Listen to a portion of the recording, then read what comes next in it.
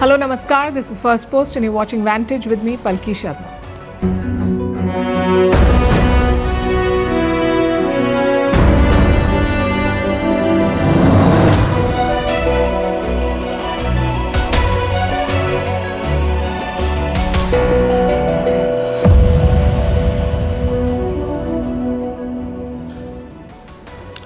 When Donald Trump became president for the second time, India put its best foot forward. Prime Minister Modi visited Washington within days of Trump's inauguration. But over the past few months, it's been a difficult relationship. First, the trade war, then the false claims on ceasefire between India and Pakistan, and in between the statements from Trump's team. They betray disrespect for partners and an utter lack of understanding of the world. Tonight, we look at why Trump's team is rubbing everyone the wrong way. When you put your golf buddies in charge of diplomatic missions, I guess this is what you get. Meanwhile, Russia is looking to make the most of it. It is offering the latest Su-57 jets to India and sweetening the deal with a Desi twist. We'll discuss what that means. Also, how China is wooing India, but also targeting the Make in India story. How American companies may suffer because of the trade war, but Trump businesses are booming. Why Taiwan is set to test a kamikaze sea drone, how twin terror attacks in Mali have left dozens of people dead, AI is changing the way we search, is ChatGPT the new Google? What does India's COVID surge mean for you? What is Boomerang hiring? And how designer handbags forced Mongolia's Prime Minister to resign. All this and more coming up. The headlines first. The White House says Donald Trump and Xi Jinping could talk soon. This comes amid growing tensions between the US and China. Reports suggest the two leaders will speak one-on-one, especially on trade restrictions for critical minerals. Beijing is yet to comment on this. Millions vote in South Korea's snap elections. It was triggered by former President Yoon Suk-yeol's impeachment. Exit polls project a win for opposition candidate Lee Jae-myung. Lee is expected to win by a landslide with more than 50% of the vote. Dutch Prime Minister Dick Schoof resigns. This comes hours after the collapse of the government. Far-right leader Geert Wilders walked out of the coalition, demanding tougher action on immigration. Schoof will remain in caretaker capacity until fresh elections. German Chancellor Friedrich Merz defends his migration crackdown. He says it is vital to protect public safety. This comes after a court ruled that one of his flagship policies was illegal. The Berlin court says German border officials cannot turn away asylum seekers.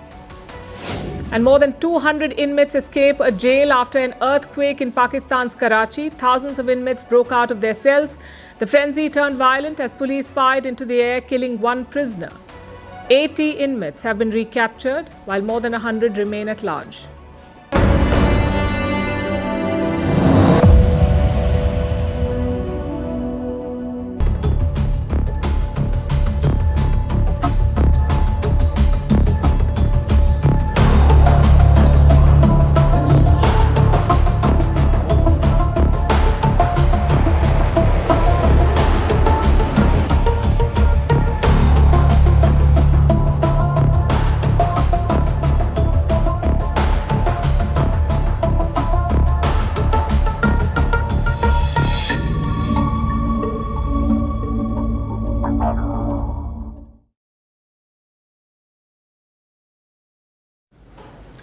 Two things matter in diplomacy: words and wisdom.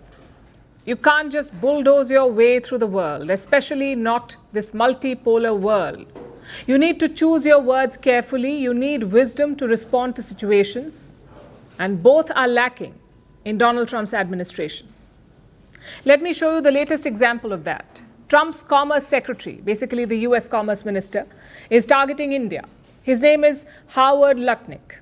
And he says India is rubbing America the wrong way. How? Listen to what he said. There were certain things that the Indian government did that generally rubbed the United States the wrong way. For instance, you generally buy your military gear from Russia.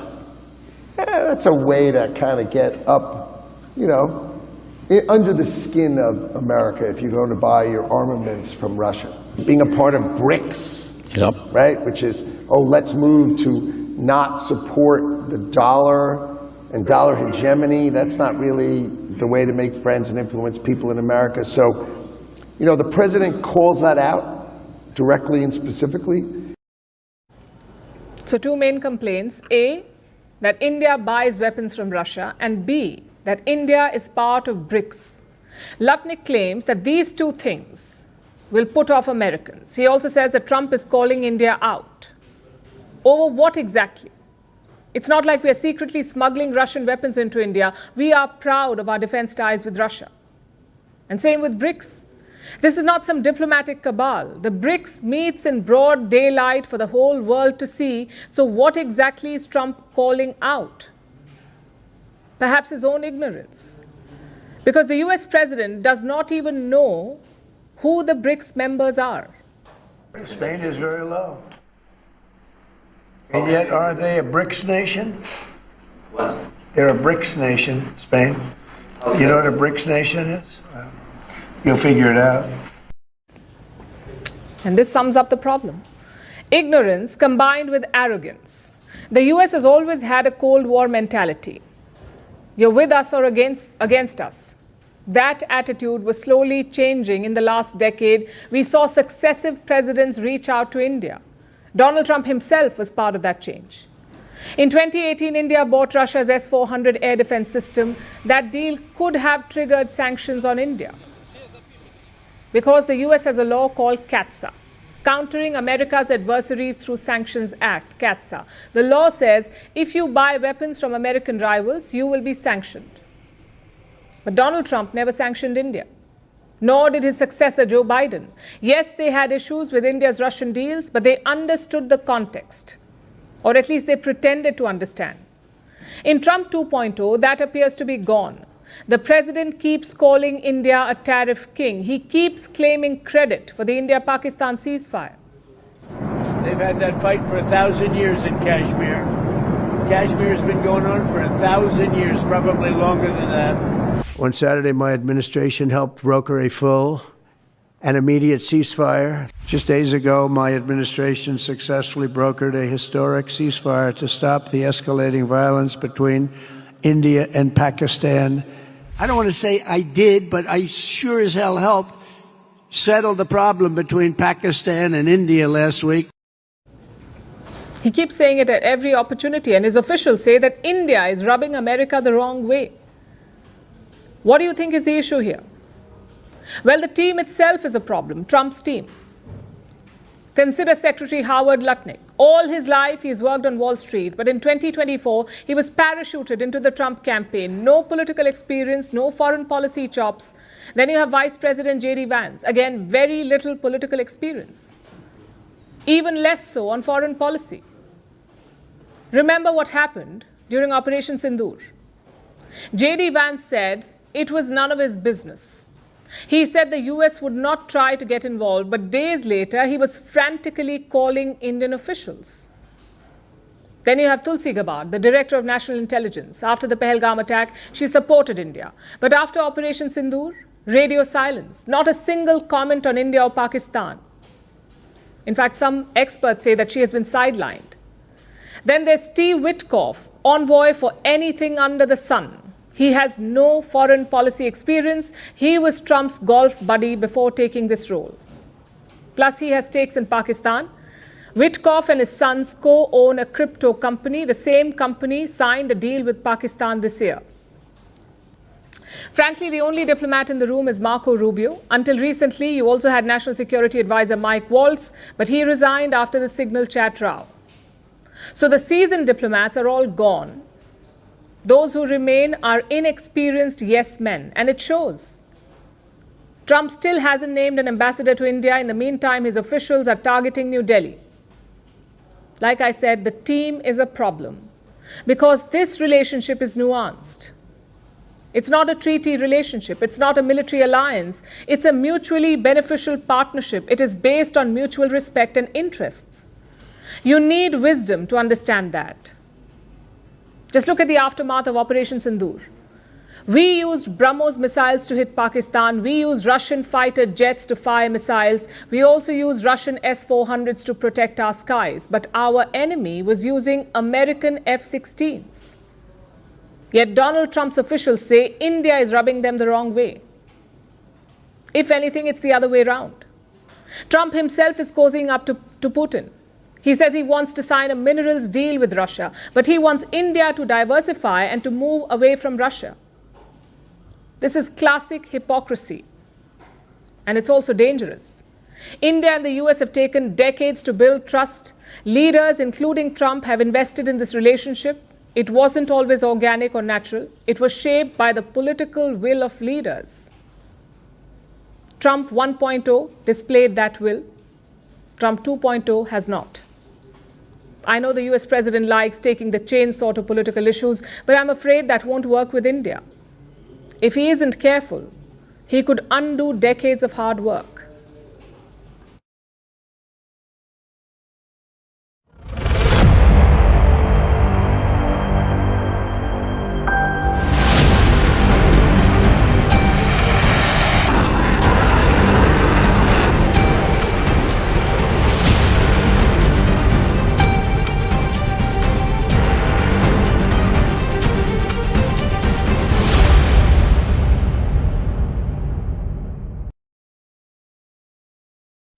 And staying on the topic, here's why India buys so many weapons from Russia. Because Moscow has some good offers. Their latest is fighter jets. Specifically, Russia's Su-57 fighter. This is a plane. It's a fifth-generation fighter jet. It is a contemporary of America's F-35 and China's J-20. Trump is keen to sell the F-35 to India, which is why Russia is sweetening the deal. They're not selling the jets off the rack to India. They are giving a so-called Desi twist. What does that mean? For starters, these jets could carry Indian-made missiles, meaning less foreign reliance. We can fit Indian missiles on the Su-57. Secondly, Russia is reportedly open to technology transfer. Now, as you know, a fighter jet is a complicated machine. Only the designer and manufacturer know how to maintain, repair, and operate it. But Russia could share some of that knowledge with us. Again, that means less reliance on others. And finally, co-production. Russia is apparently open to making the jets with an Indian company, even private sector ones. If that happens, it will create jobs in India.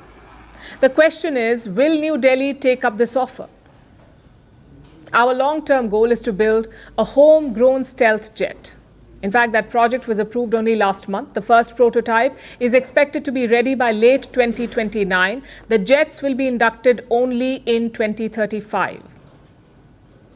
And that is the issue.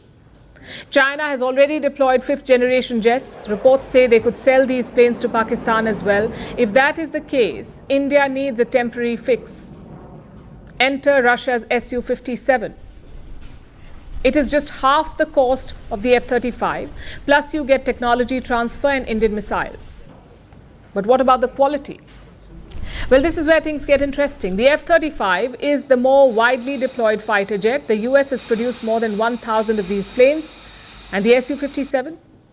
Only 42 planes have been made. Russia needs money to crank up production, hence the sweetened deal to India.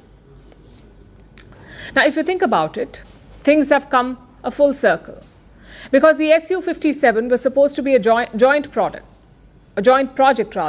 India and Russia signed the agreement in 2007. They were supposed to build it together. But in 2018, New Delhi pulled out. The project was taking too long to implement. Plus, Russia was reluctant to share some of the technology. As a result, India walked out. 7 years later, both sides could be back together. Of course, a lot has changed in this time. Russia is at war right now. Their first priority will be fighting Ukraine. So can they spare the resources for India? Of late, they've not been able to do that. Some deliveries of the S-400 system have been delayed. India bought 5 of these systems in 2018, 5 S-400 systems. 3 have been delivered so far, and the rest, Russian officials in India say they could be delivered by late 2025 or 2026.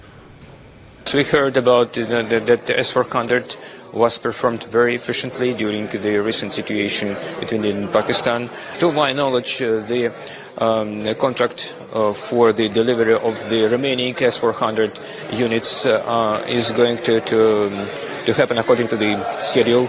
I think it's, 2025, 2026. Delays are a major concern, but so is over-reliance. In 2009, Russia made up 76% of India's arms imports. By 2024, that was down to just 36%. India now buys a lot more from the US, France, and Israel, and this is not about abandoning Russia, this is about diversifying, about getting the best deals, which is also why India buys 38% of its oil from Russia. That too is diversification. Now, coming back to the fighter jets, India will have to keep three things in mind. Number one, time. China is fast-tracking the delivery of its jets to Pakistan. They could be handed over by late 2025, that is later this year, or early next year. In which case, India will have to take a decision soon. We saw last month that air power is key to taking on Pakistan. So India must be prepared, and that is the first factor. Factor number two, Russia's capabilities. Yes, they have offered a sweet deal, but don't forget why the deal is so sweet. Because Russia needs this more than India does. And finally, factor number three, America's reliability. Some Western countries are worried about a kill switch on the F-35. What's a kill switch? It's a function that could deactivate or limit the plane's abilities. Reports say the US has a kill switch on the F-35, and if that's true, it's a worrying idea. Also, the US is very cagey about their planes, so tech transfer or co-production will be a tough sell. For India, this won't be an easy choice to make, but when it comes to national security, it rarely is.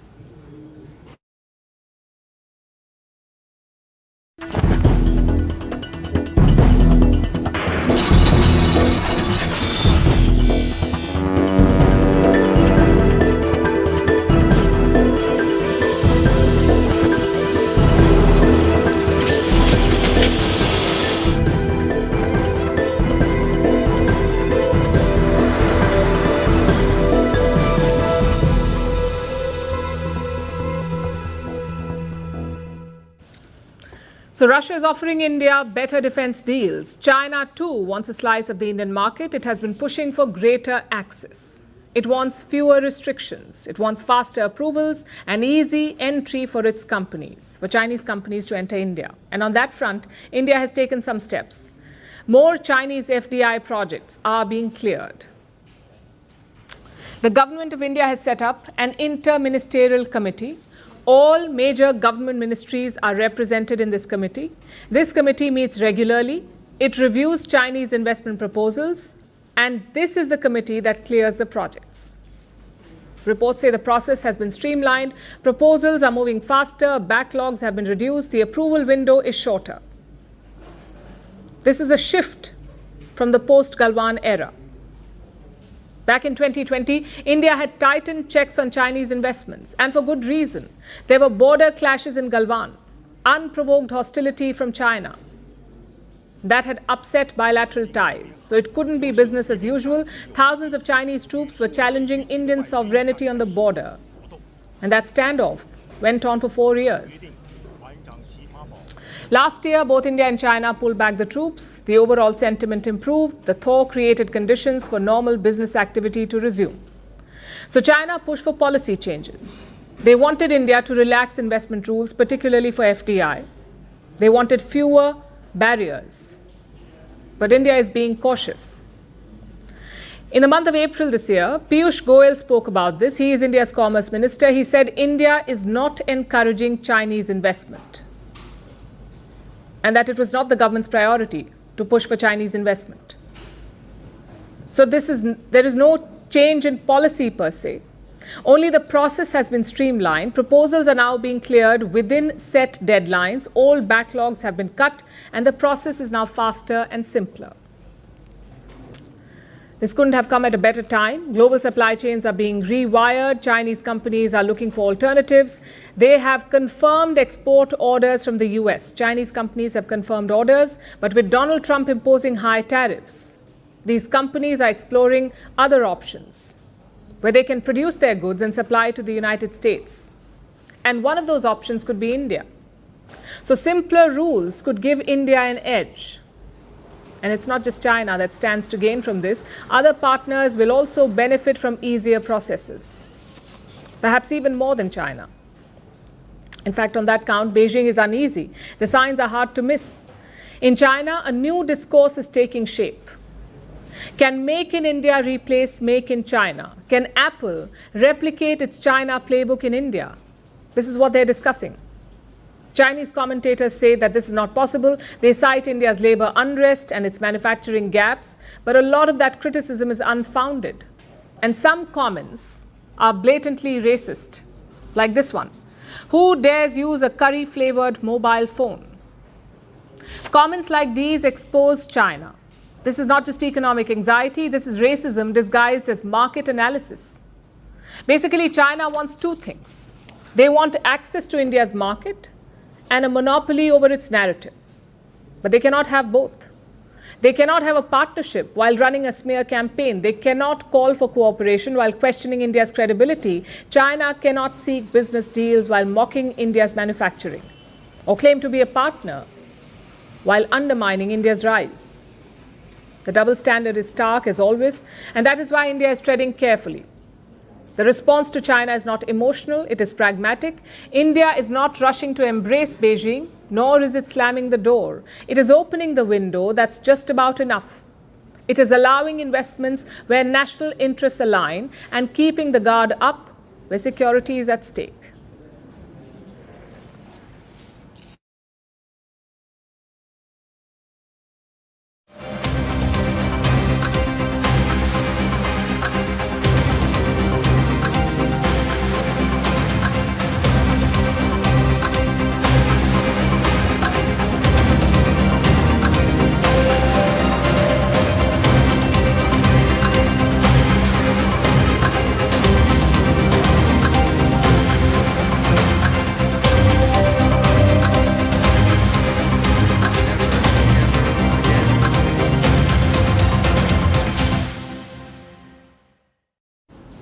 In 2016, Donald Trump made a pitch to his voters. Don't trust mainstream politicians. You need an outsider, someone who can run the government like a business. 10 years later, he's still doing that, running the government like a for-profit. Except only his family seems to be making money. Take a look at this report. It focuses on the Trump Organization, which is the family's premier real estate company. They are doing more business than ever. Donald Trump won the US election in November 2024. Since then, the company has announced 12 international projects.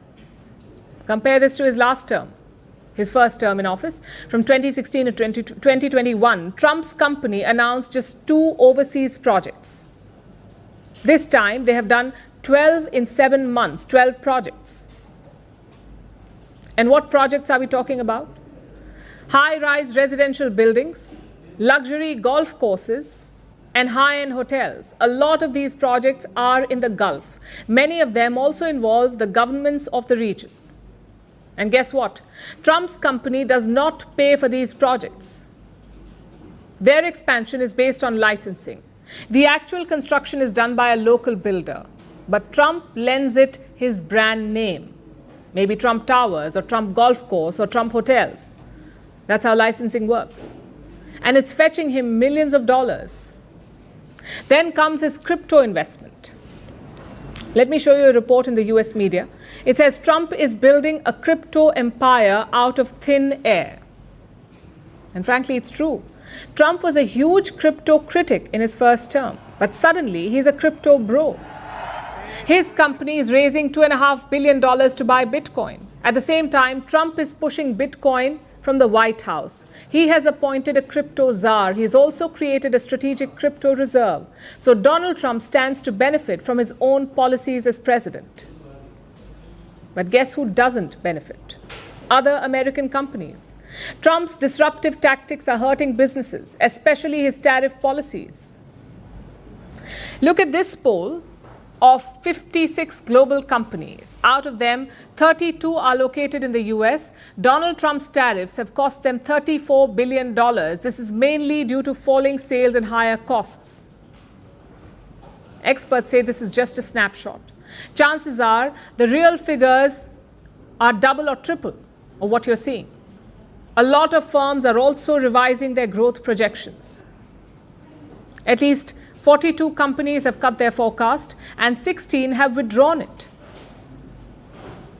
You will also see GDP rates fall.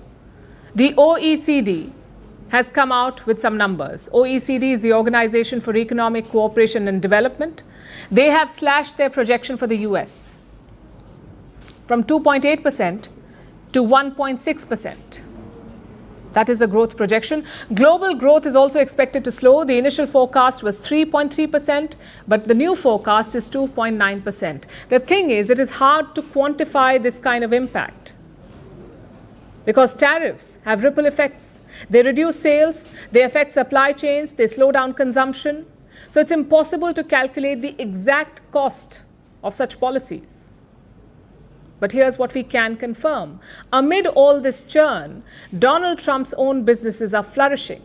Whether it's his real estate company or the social media company or the cryptocurrency company. In fact, his media firm is a prime example of what is wrong. It reported losses worth $400 million last year, yet look at the share prices. They are 118% up in the last 5 years. And that tells you the story. Trump's business gains are based on his political presence and policies. If you take that out, they may not survive. And don't take our word for it. Trump's companies have filed for bankruptcy 6 times. But the moment he entered politics, they started thriving. Something tells me that is not a coincidence.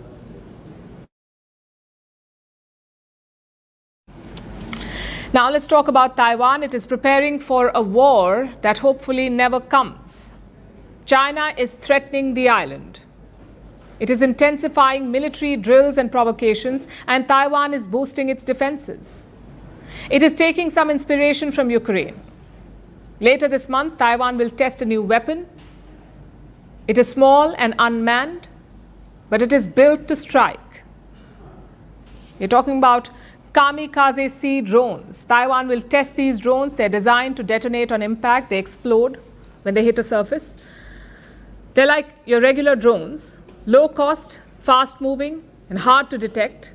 But these drones are also built to operate on the high seas.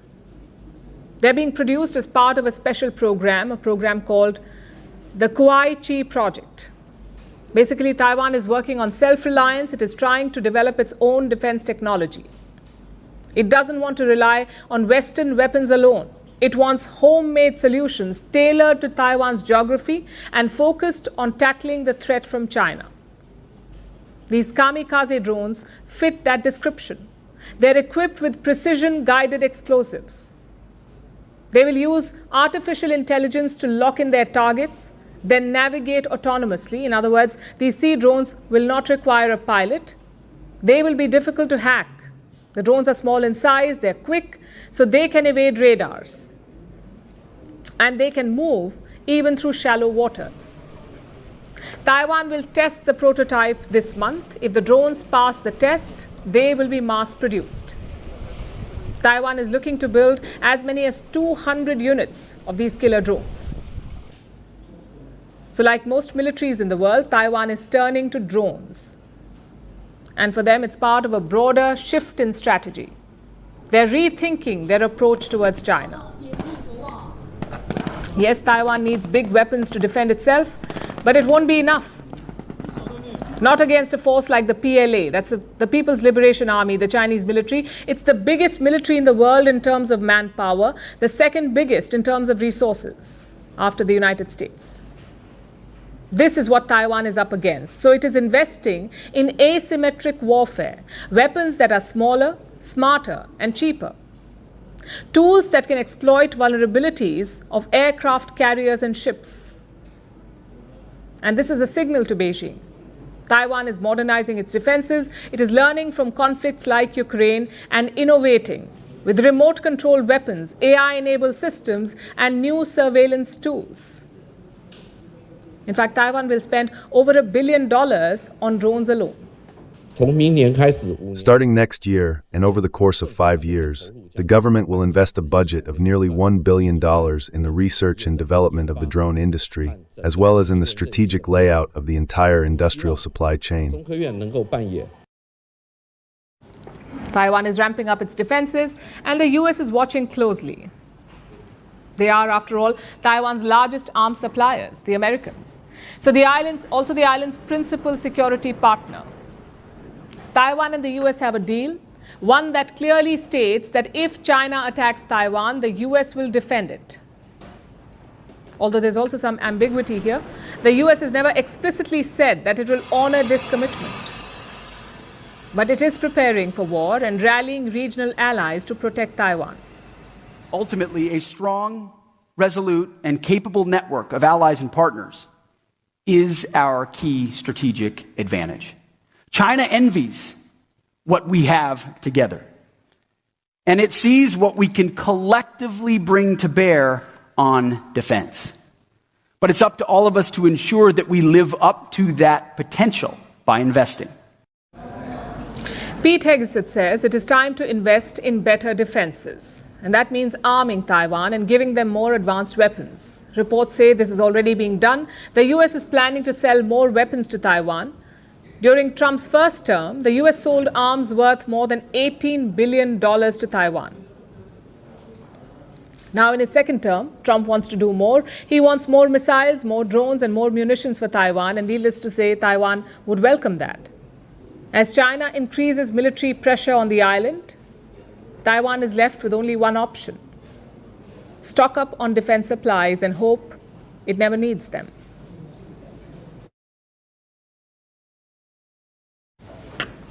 Our next story is from West Africa, from the landlocked country of Mali, the 8th largest on the continent and currently ruled by a military junta.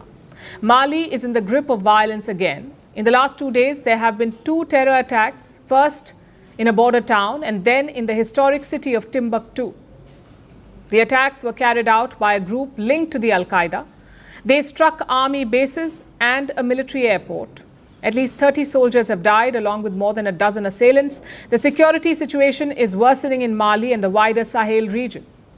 Now, for perspective, Sahel accounts for more than half of all deaths from terrorism the world over.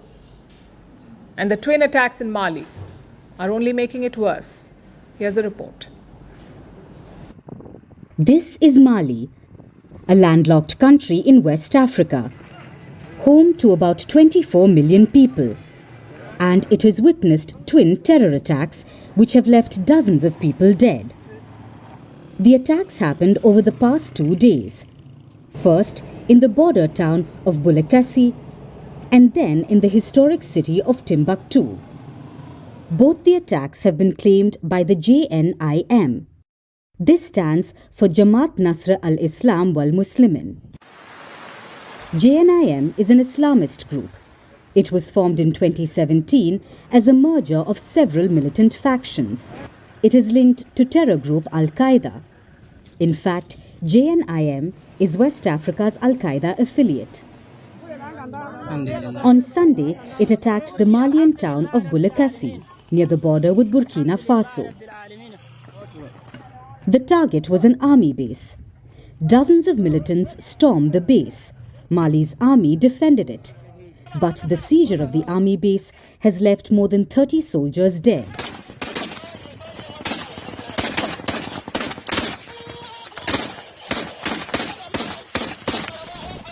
On Monday, JNIM's target was Timbuktu. Assailants arrived in vehicles packed with explosives. Residents heard gunfire and explosions and took shelter. As JNIM targeted the military in the city, explosives detonated close to the army camp.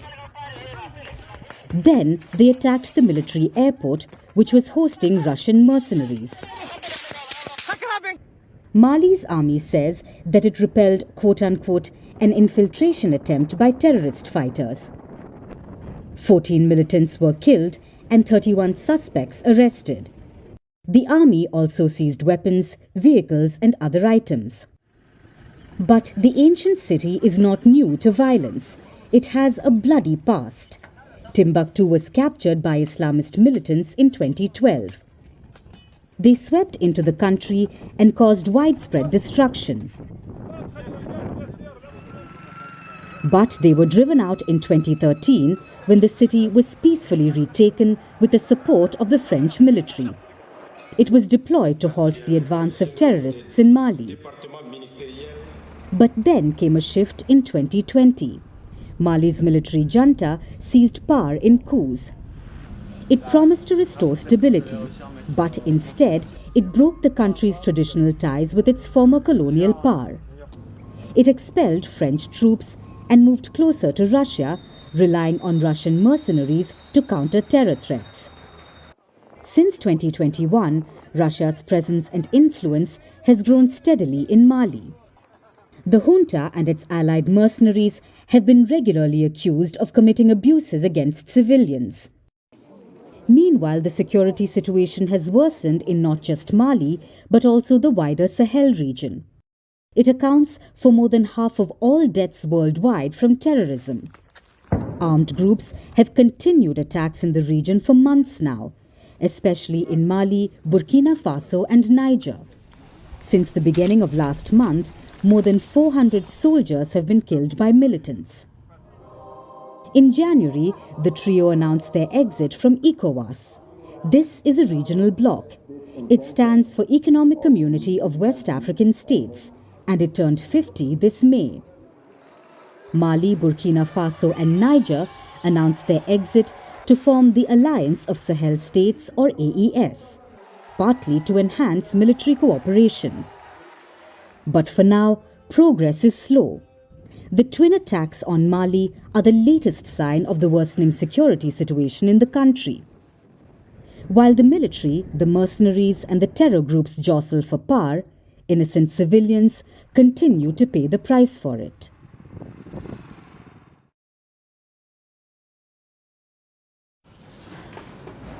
In the late 1990s, the internet felt like an uncharted city, chaotic and bursting with potential. There were plenty of search engines, but none of them was very efficient.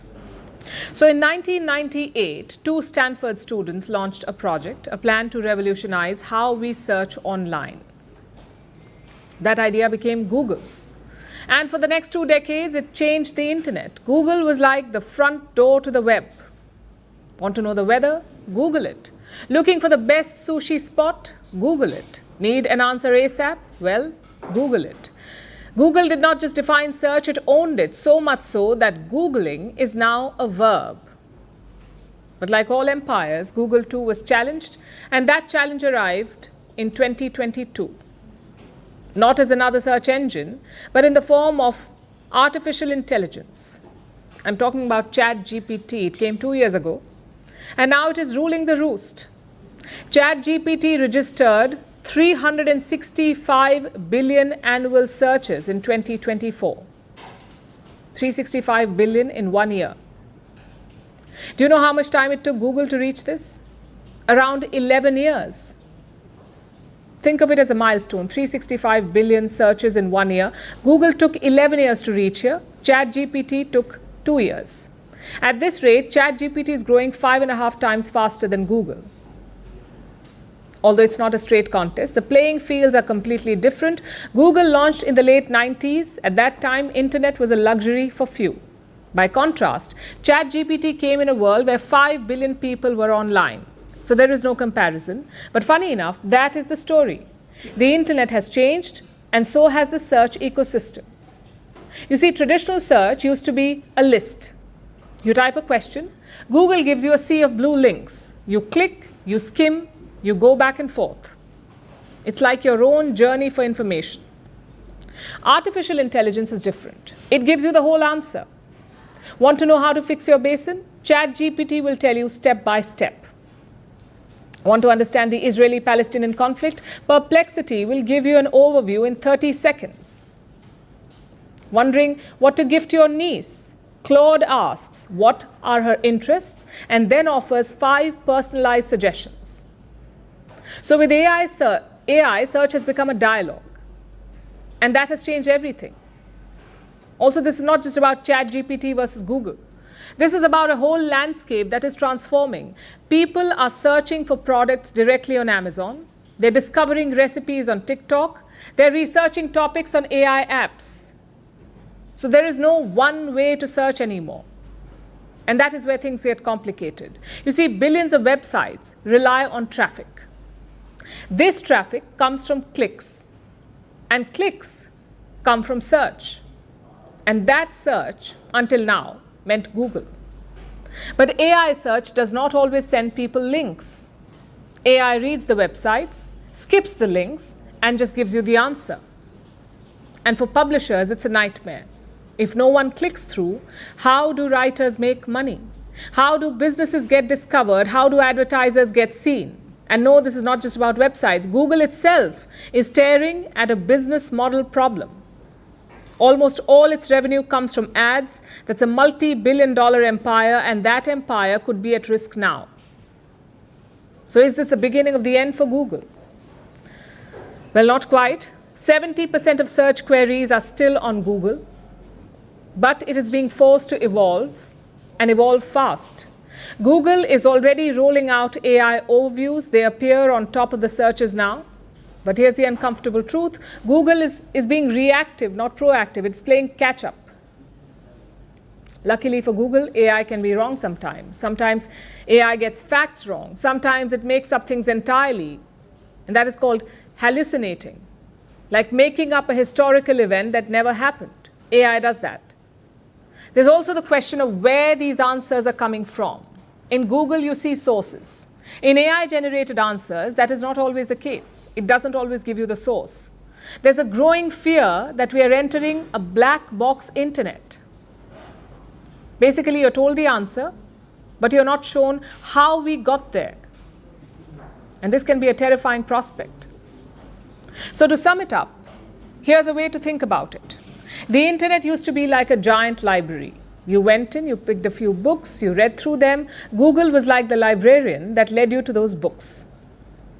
AI, on the other hand, is like a hotel concierge. You walk up and ask a question, and they give you an answer. That sounds great, but it's also a little risky. The concierge might have a bias. They may also get it wrong. So the bottom line is this. We are not just changing search engines, we are changing how we think about finding information. And if Google does not want to be the next Yahoo, it will have to stop playing defense. Because in this new world, whoever answers best wins.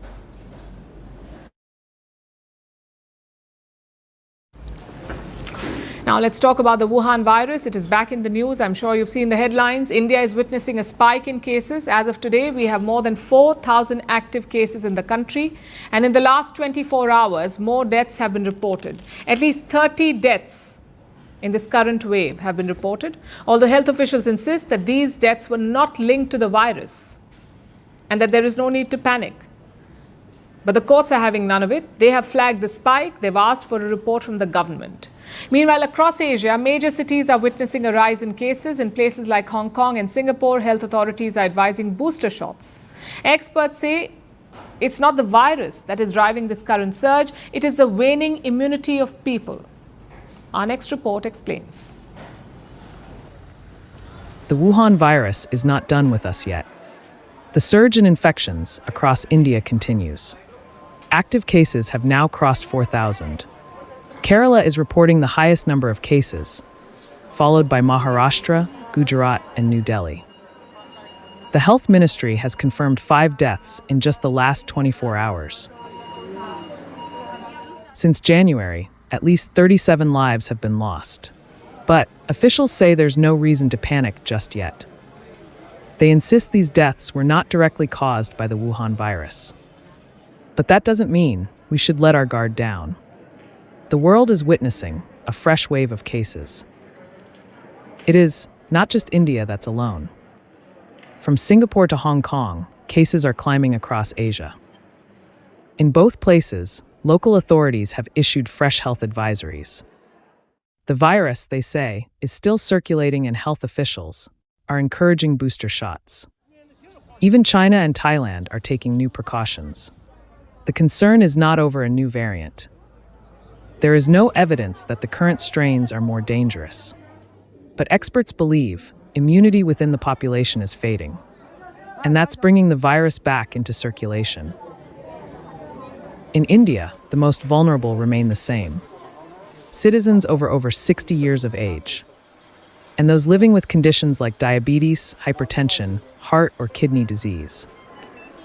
For them, the Wuhan virus is still a serious threat. And the courts have taken note. The Delhi High Court has raised concerns. It has asked the center to submit a status report on sample collection, testing centers, and how samples are being transported. Because, in the words of the court, the next pandemic is already active in the community. So far, the government has not brought back any restrictions. There are no mask mandates or public closures. But experts are advising precautions, especially for the most vulnerable. They should wear a mask in crowded spaces, maintain hand hygiene, and if they feel sick, stay at home and isolate. These are not extraordinary measures. They are lessons from the pandemic, simple steps that save lives. Because even as the world moves on, the virus has not. And in a country as large and dense as India, vigilance is the only real defense.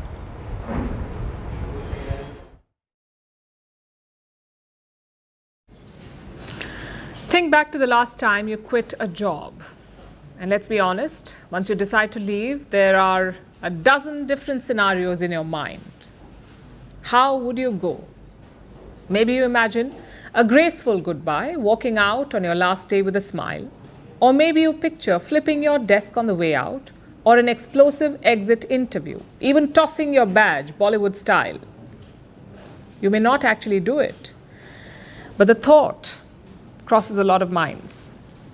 We say don't do it, not because it's impolite, but because it's unwise. When you walk out of a job, do not slam the door behind you. Do not burn bridges with your old employer because you may have to come back. And I say this because this is the year of boomerang hiring. What does that mean? What is boomerang hiring? It's when someone leaves a company and then comes back later to work there again, usually between 18 to 24 months. These employees are like a boomerang. They went out and then came back. Why would people do that? From the employee's perspective, there could be a number of reasons. Maybe it's about growth, maybe they picked up new skills, or maybe they finally realized that the grass is not greener on the other side. As for the company, they're hiring with a head start. You see, rehiring someone saves trouble. There are fewer onboarding headaches. By some estimates, almost 60% companies prefer boomerang hiring. 60%. Let me show you the US jobs report. This is from March 2025, March this year. It says 35% of the new hires are old employees. This is the highest rate since 2018.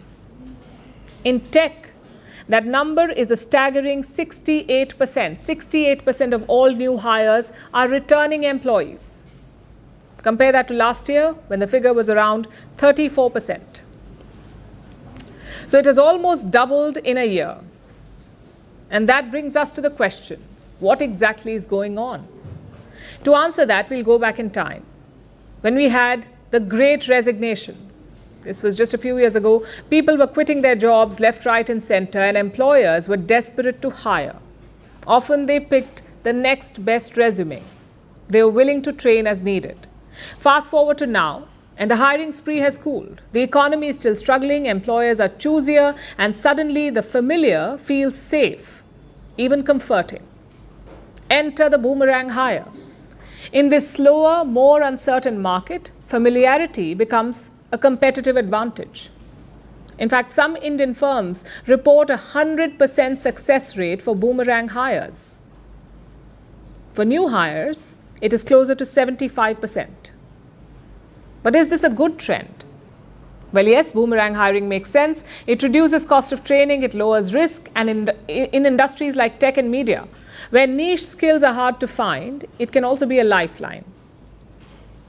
Having said that, this practice is not perfect. If companies only bring back old employees, they risk building an echo chamber, hiring the same voices, from the same backgrounds, and with the same perspectives. Over time, that can kill innovation. Worse, it can make it harder for new, diverse talent to break in. For employees, there's the danger of over-romanticizing the past. Sometimes people forget why they left in the first place. A toxic boss does not get better just because you're nostalgic. So yes, boomerang hiring can be efficient, but it's not a cure-all. Also, this trend is part of a bigger shift, a shift in how we think about work. For decades, we imagined careers as straight lines. But that model is starting to crack. Today, careers loop or zigzag. People leave for new experiences, new cities, new industries. Often they circle back, not because they failed, but because they wanted something different. And companies are finally catching on. They're building corporate alumni networks, almost like colleges do. They're doing stay interviews to say, please stay with us. And they're hiring people who just hit pause. I guess the rules are changing. And for better or worse, the job market is getting more and more personal.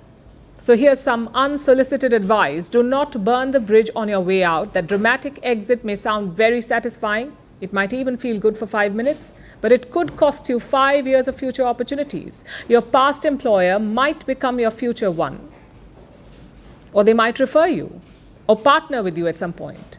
The line between past and future is thinner than it used to be. How you leave is just as important as how you arrive. So say your goodbyes with grace. You never know when you'll boomerang.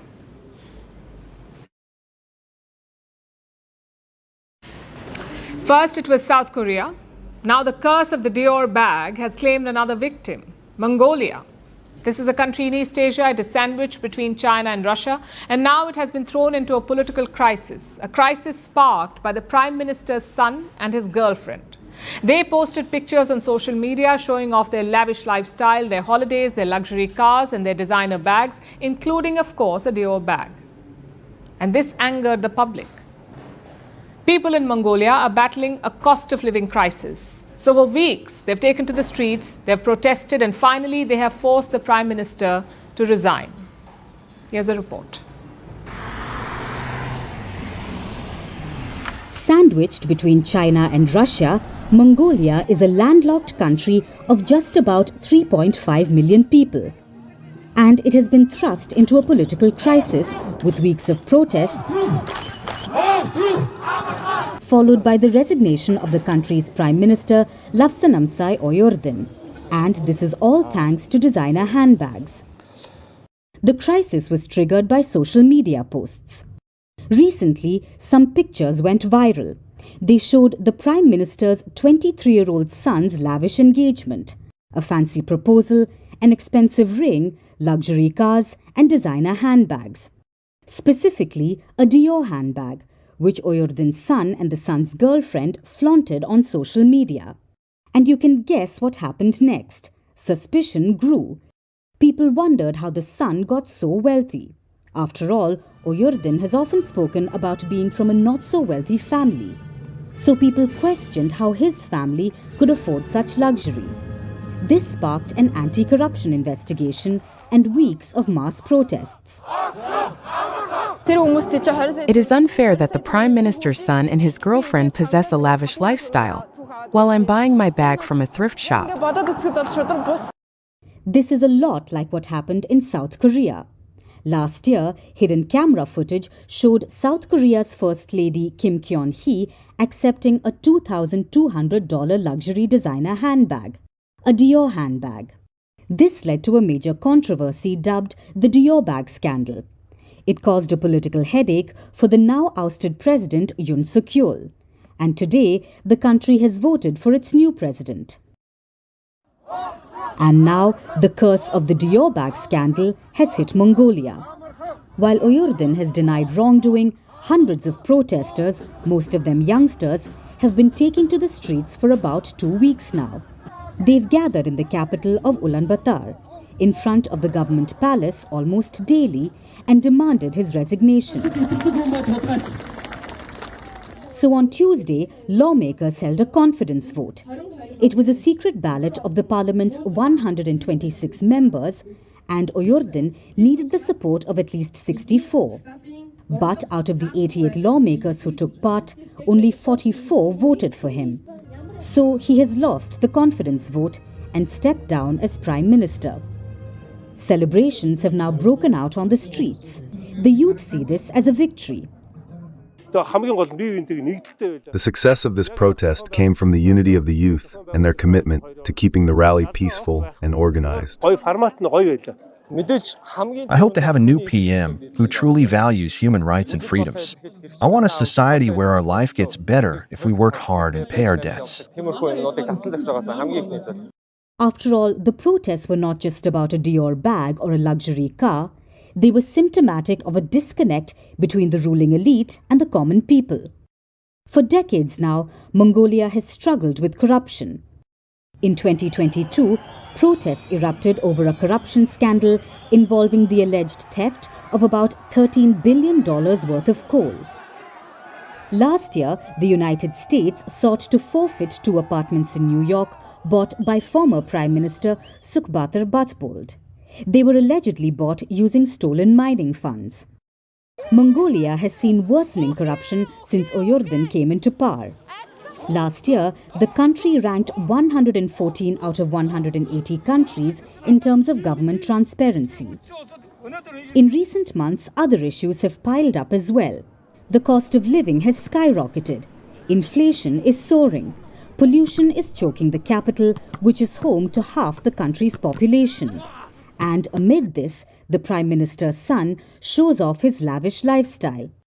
It struck a nerve especially for a population that's not just living paycheck to paycheck, but buried under debt.